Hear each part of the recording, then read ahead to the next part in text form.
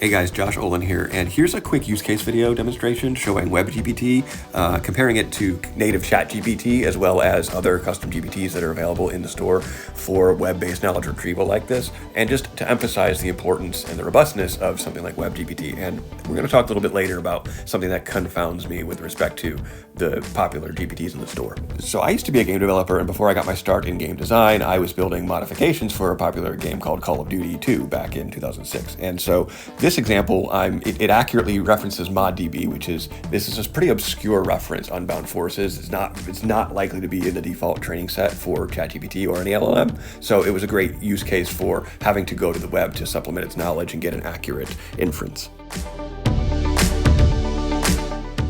And sure enough, basic ChatGPT 3.5 has no recollection of this whatsoever. Much worse than just telling you that it doesn't know. It actually is hallucinating complete fiction, this Team UFP, Unbound Forces production. That doesn't exist. Now, stock ChatGPT 4 does do a little bit better. It doesn't hallucinate a response. It is, in fact, trying to infer what a Call of Duty 2 modification called Unbound Forces might be.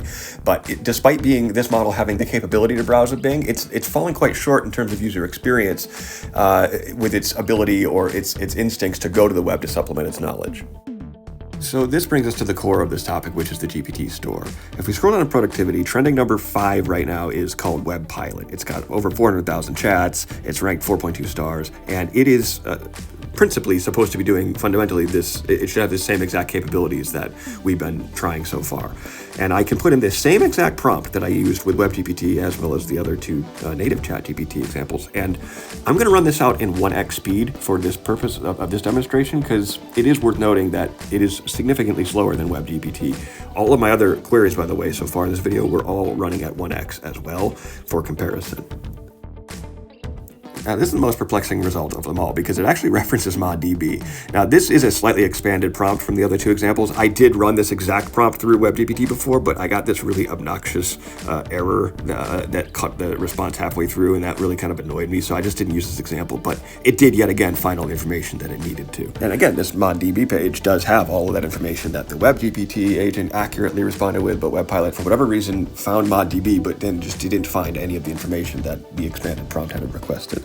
And I can already hear the criticisms already that, oh, you're just nitpicking narrow anecdotes that WebPilot doesn't stack up well against WebGPT. So I'm going to use another example, something that's very standard, checking for the latest price movements of Bitcoin and Ethereum.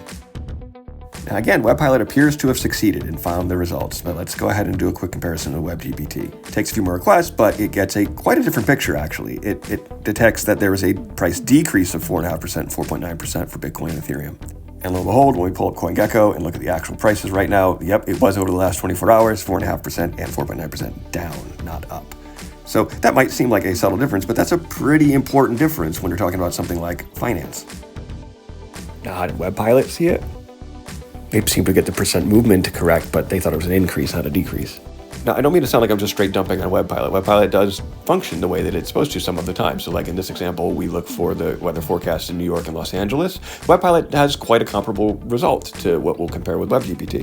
And now again, just playing back at 1x speed because I think this is instructive. This actually gets to the heart of, I think, a little bit of how WebPilot's architecture works and how it's different from WebGPT. This does take quite a long time for this query. And I think it's because behind the scenes, it's doing a number of multi-step agent requests that then results in this response. Now, I don't know what real feel is. It's got a trademark here. It looks like it's a branded type response. Who knows what that means?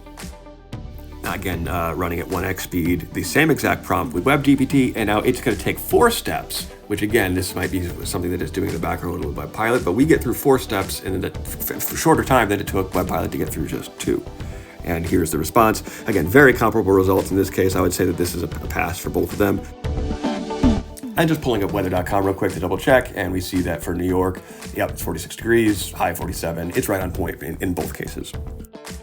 Now, this demonstration is going to be not very fair, but just to illustrate the point, I can ask WebPilot to build me the game of Flappy Bird, and it's going to try its best. It's going to give you HTML with stubbed out code, and this is not what we are expecting. This is one of the things that, of course, WebGPT does very well, no code coding playgrounds. So now I am going to fast forward through the multiple purple requests that it takes talking to WebGPT to build these playgrounds. It's interacting with these back-end AI agents that are keeping the project very much on track with sort of these guided guardrail experiences. Makes makes the overall experience very fun, very compelling.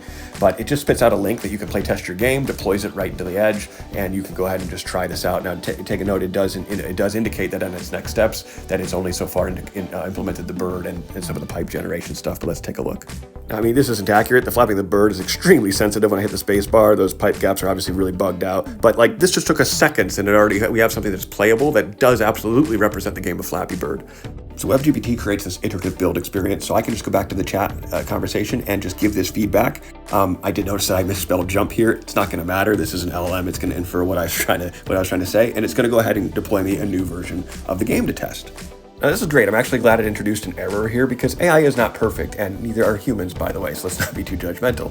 But I can just ask WebGPT. I can tell it that there was these runtime errors that it encountered and ask it to check the error logs. And it's going to do exactly that, identify precisely where the error is in the code, and then immediately move to provide a fix. And then again, here's the link to playtest this new version of the game.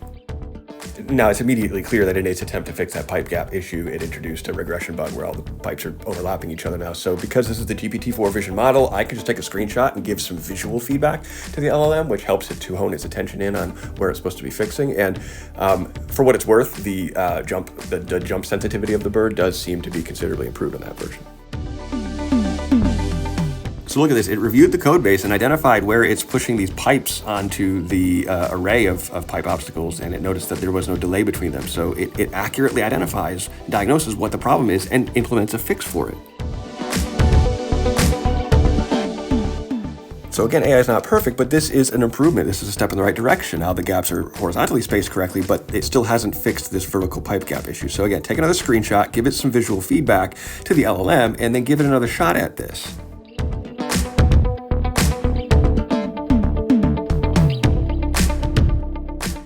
And look at this, yet again, it nails it. It identifies exactly where it needs to make this change, what it needs to do, implements that fix. Now, this step, it actually encounters a couple of errors, which are really annoying, and yet it still illustrates its robustness in its ability to recover. This is an annoying ChatGPT interface bug, this regenerate button. I don't want to click that. If I click on the third external action that was taken with WebGPT, I see that it did in fact commit a change. So I can go ahead and just refresh my playground. And sure enough, the vertical pipe gap distance is fixed. So I can just go ahead and go back to my chat conversation, refresh it instead of hitting regenerate, and just ask the LLM to give us sort of a progress update.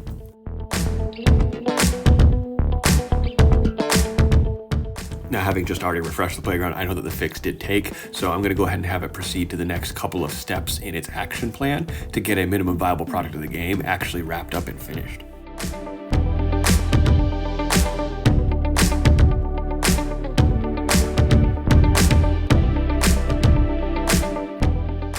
So this version should have introduced collision with the pipes, so that gives a game over condition when the bird hits them, as well as a scoring system to keep track of how many pipe obstacles that I successfully clear.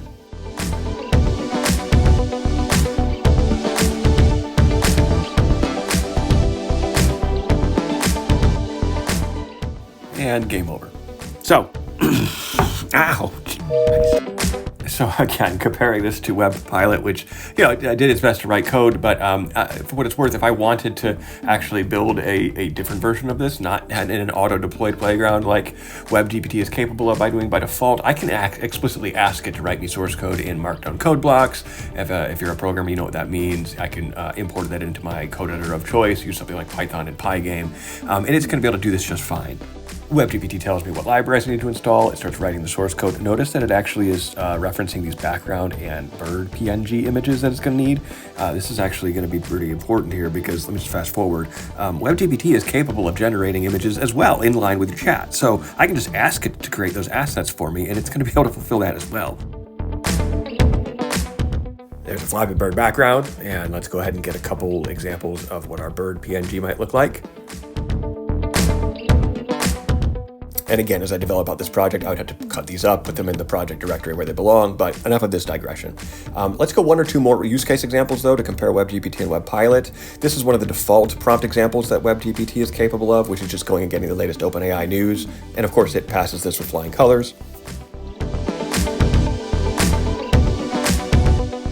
Now, this is about as rudimentary of a web retrieval request that you can provide and ask for, and of course, WebPilot, to its credit, is able to do this just fine as well.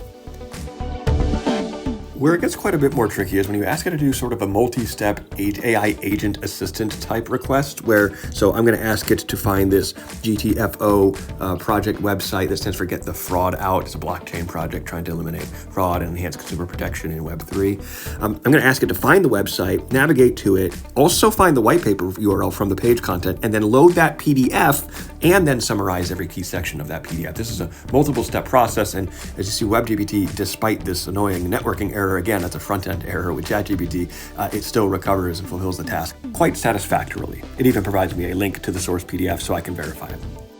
As you can see, all these sections match up, so WebGPT was accurately summarizing. So again, same exact prompt into WebPilot. And again, I'm going to run this at 1x speed so you can see the length of time, the duration of time it's working. Again, I suspect their architecture probably on the back end, it's attempting to do a multiple similar AI broker agent type solution that WebGPT does, but it's not able to fulfill it, as you're going to see.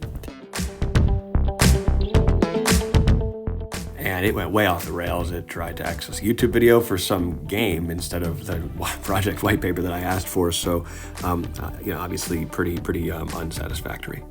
Okay, now what's my point? Now, I don't want to come off like I'm just talking sour grapes here, but this is important because it gets to the heart of what are we doing here with this custom GPT store?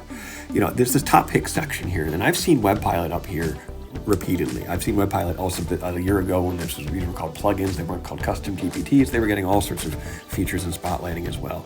And they have now the conversation count that corresponds to having all of that visibility, curated visibility in the store.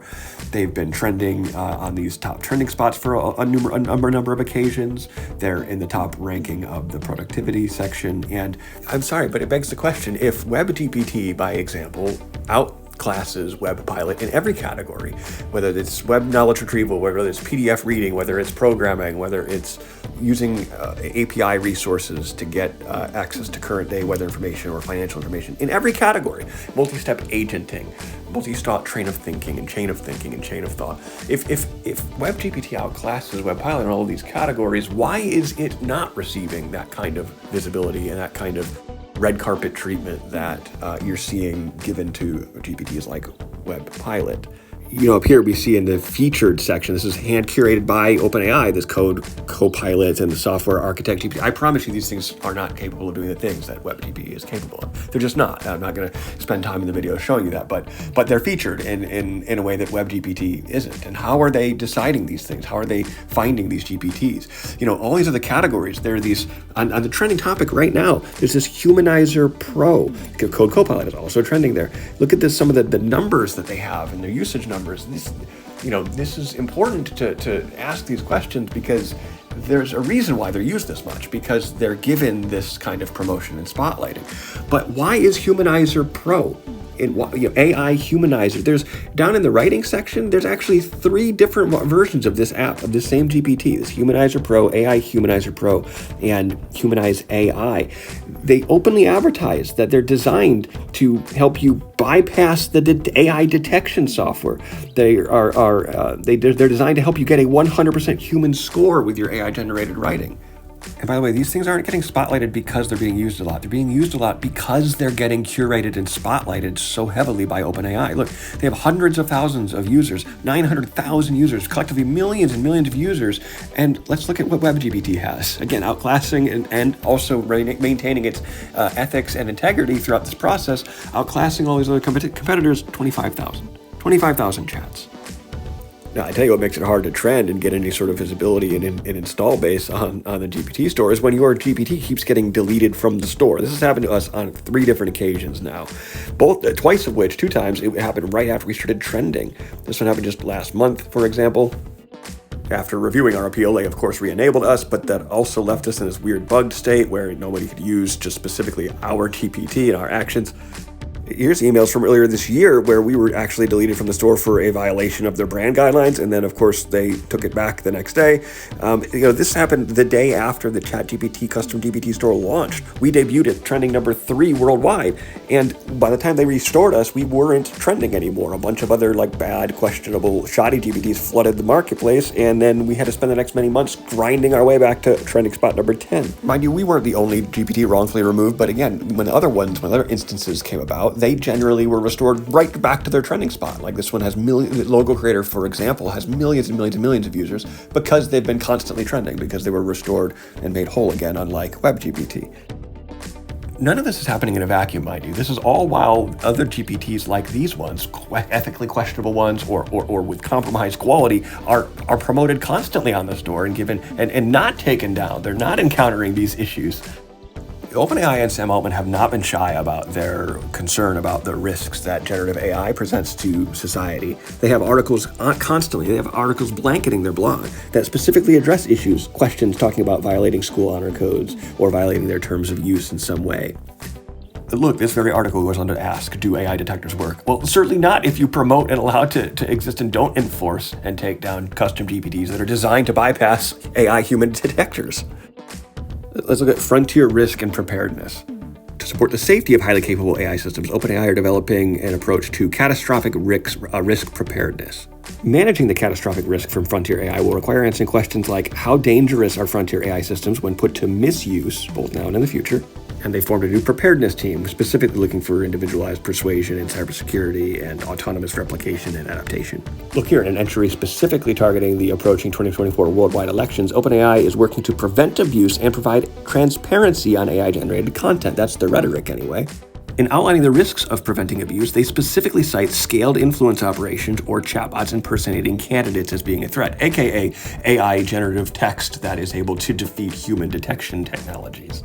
Look here, people want to know and trust that they are interacting with a real person, business, or government. For that reason, we do not allow builders to create chatbots that pretend to be real people. Further down that very same article, they have a section titled Transparency Around AI-Generated Content. Transparency around AI-generated content. Look, to me, it's real simple. If OpenAI really do want ethical, transparent, and safe AI building on their platform, then you should pretty aggressively track down what bugs exist in your moderation technology that are wrongfully labeling repeatedly upstanding and ethical GPTs like WebGPT. And then, heaven forbid that still does accidentally happen, do your best to make them whole and treat all of your creators the same and equally. If you're going to restore trending positions for other wrongfully terminated GPTs that only do a fraction of what WebGPT can do, you should probably do the same for WebGPT in instances like that. And reconfigure whatever moderation scripts are wrongfully identifying your upstanding and ethical GPT builders and point them at these glaring and blatant violations of ethics and policy. And that way you take whatever spotlighting you were giving to them, which is ample, and you funnel it to your better, more useful and honest GPT builders instead.